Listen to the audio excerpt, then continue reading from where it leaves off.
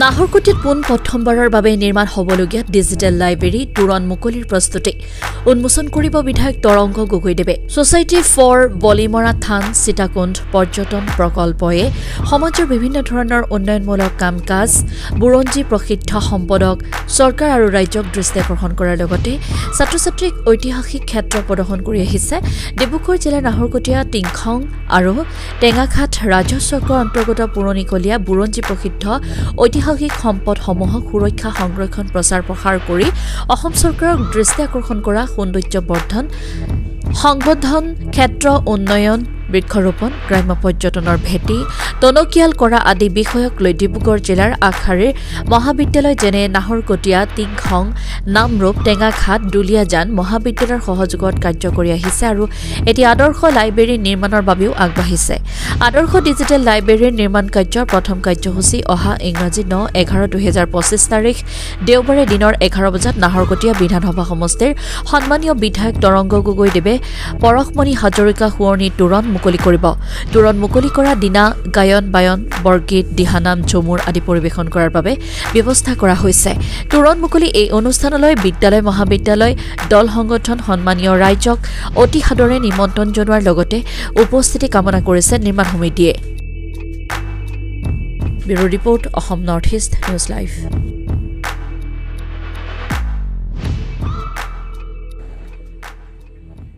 নমস্কাৰ, আমি নাহৰকটীয়াত পোনপ্ৰথমবাৰৰ বাবে ডিজিটেল লাইব্ৰেৰী নাহৰকটীয়া পুথিভঁৰাল বুলি এটা অনুষ্ঠান আমি গঢ়িবলৈ চেষ্টা কৰি আছোঁ।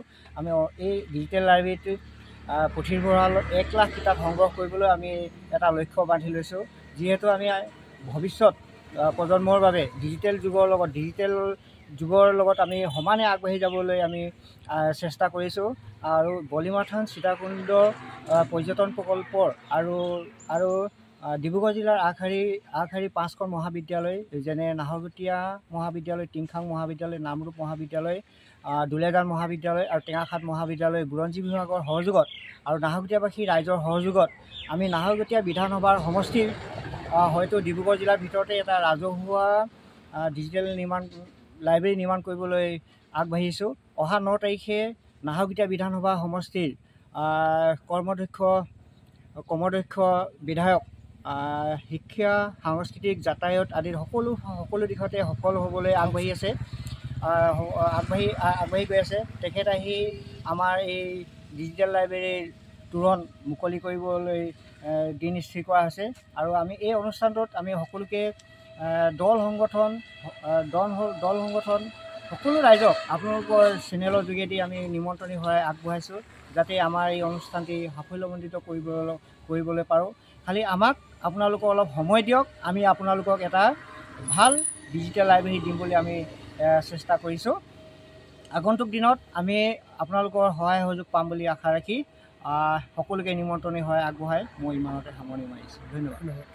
নাহৰকটীয়া ডিজিটেল লাইব্ৰেৰী প্ৰতিষ্ঠা হোৱাৰ আগমুহূৰ্তত আমি ৰাইজে ইয়াত গোট খাই এই অনুষ্ঠানভাগি আমি নিজাববীয়াকৈ আগবাঢ়িছোঁ। ইয়াতে অনেক ৰাইজৰ পৰা আমি ভৱিষ্যতে সহায় সহযোগিতা পাম বুলি আশা কৰিছোঁ আৰু এই লাইব্ৰেৰীটোৰ যোগেদি অকল আমাৰ নাহৰকটীয়া অঞ্চলৰে নহয় এই ডিব্ৰুগড় জিলাৰো বিভিন্ন অঞ্চল ইয়াৰ লগতে অসমৰ এই অঞ্চল এই লাইব্ৰেৰীৰ যোগেদি উপকৃত হ'ব বুলি আমি ভাবিছোঁ। আৰু ডিজিটেল লাইব্ৰেৰীটো হ'ল এটা শিক্ষাৰ অতি উত্তম মাধ্যম আৰু ডিজিটেল যুগৰ কাৰণে যি লাইব্ৰেৰী হ'ব সেই লাইব্ৰেৰী প্ৰতিষ্ঠাপক আৰু যিসকলে ইয়াত উদ্যোক্তা লৈছে তেখেতসকলকো মই এই লাইব্ৰেৰীটো অনুষ্ঠিত কাৰণে ধন্যবাদ জ্ঞাপন কৰিছোঁ। মই স্থানীয় বিধায়ক শ্ৰীযুত তৰংগ গগৈদেৱে আমাৰ এই অনুষ্ঠানভাগি মুকলি কৰিব 9/11/2025 অনুষ্ঠিত কৰিব ইয়াৰ উদ্বোধন কৰিব।